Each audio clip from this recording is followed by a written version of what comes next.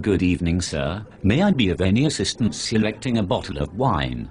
I'm not ready yet. It was actually clear to me before I approached your table that you had not yet decided what you want to drink.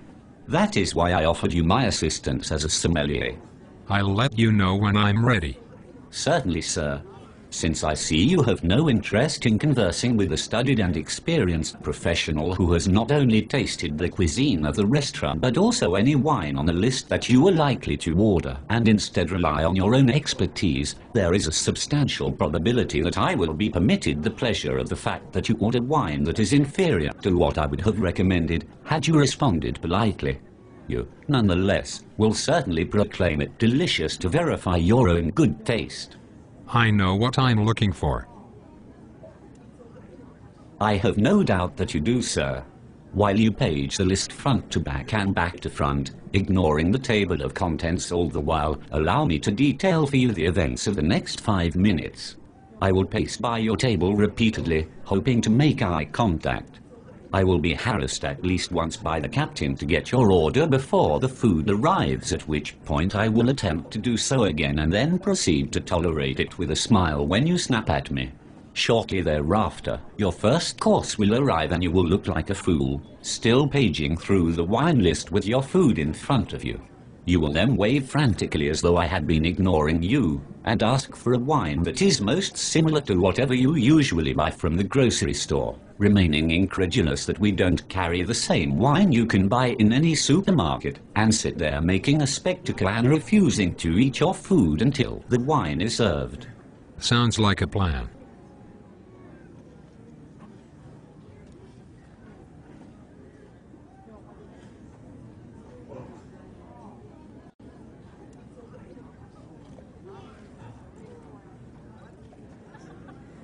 Yes, sir. How may I help you?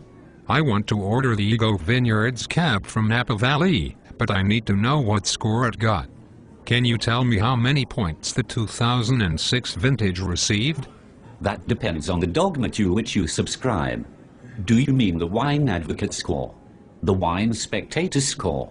I sincerely doubt you've considered why the Decanter score is more statistically valid and logically sound, or would subscribe to a foreign publication, so I will eliminate it from consideration and assume you mean one of the two former options. Is it over 90 points? I only drink wines that are 90 points or better. I understand. You want a 90-point wine because you associate it with the highest grade available on most school exams.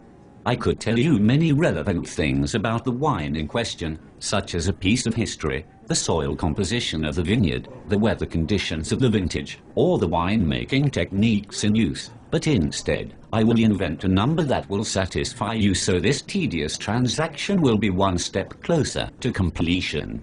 It is a 95-point wine, sir. Excellent. 95 points of flavor in one bottle. That's grade A wine. In reality, it's only a 20-point scale. Therefore, a 95-point wine only represents 75% of the possible score. You gullible pinhead. Simple critical thinking skills aside, you should know that to ascribe a numerical value to a sensory experience is what is known philosophically as a category mistake. Without delving into Aristotle and Kant, allow me to demonstrate. Suppose you ask me, what time is it? To which I reply, purple. This is nonsensical because time in itself does not admit of color. I have made a category mistake. Similarly, flavor in wine is a quality that does not admit of quantity. I am very confused now. Ideal numbers.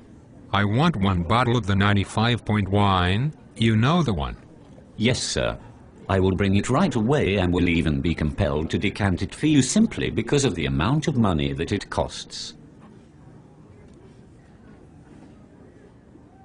Here you are, sir. Please enjoy your tepid appetizers and oaky wine.